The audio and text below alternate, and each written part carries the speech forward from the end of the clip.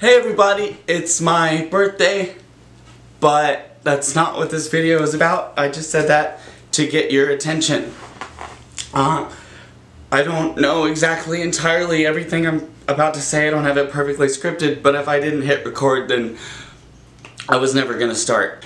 I realized that as a white man, I have been very privileged in my life, and it would be really cool if more white men started speaking out on behalf of people who were not as privileged as us.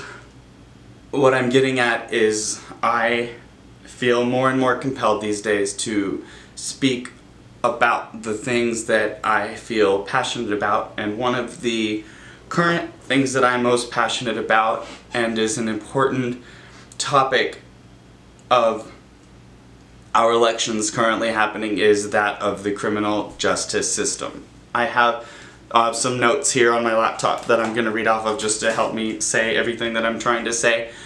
Up to $250 million of Texas funds are spent each year on marijuana possession charges, when instead Texas could be making an estimated $3 billion a year on medicinal and recreational marijuana taxes, money that could be going into infrastructure, public schools, and universities. As for harder drug use and addiction, rather than incarceration, I think that we need to provide more rehabilitation, counseling, and mental health programs. The people who need therapy the most are too often unable to afford it. Drug abuse is a health issue, not a matter for the criminal justice system. There are roughly 150,000 people incarcerated in Texas right now, many of which should not be there. Our current prison system is an outdated, dehumanizing, and abusive disaster that no person born onto this beautiful planet should ever have to endure. A couple years ago, someone that I care about very, very much was imprisoned for an entire 12 months before ever being even offered the opportunity for a trial. When his trial finally arrived, like so many, he could not afford a lawyer that would properly represent him, so he had no option other than to plead no contest and willingly surrender. He is still incarcerated to this day, and this right here is a stack of letters that I have corresponded with him, and I would like to read you a couple excerpts from those letters now that I have pulled aside in one spot for conciseness. He says, "There's a saying in here, buck the system, as in go against it. Because guards tend to push their weight around us and verbally abuse us, especially if we try to defend ourselves from abusive officers, which more often than not happens here. After we've been mistreated and laughed at, they shove the door in our faces and say, 'What are you gonna do about it?' Because they'll believe any guard's lies before our truth.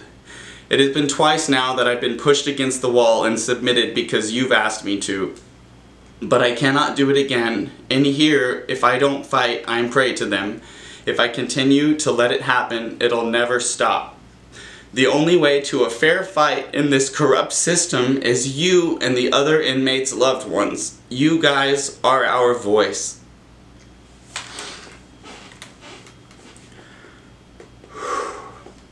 Why am I saying this? Why am I making this video?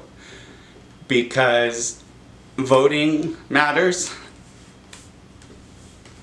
and it's not enough that we vote. We need to encourage the people in our lives to vote, and we need to change so many things about this country, one of which is the criminal justice system. We have to buck the system, because I believe every person should have a chance at happily ever after. And I believe that that should come sooner than later.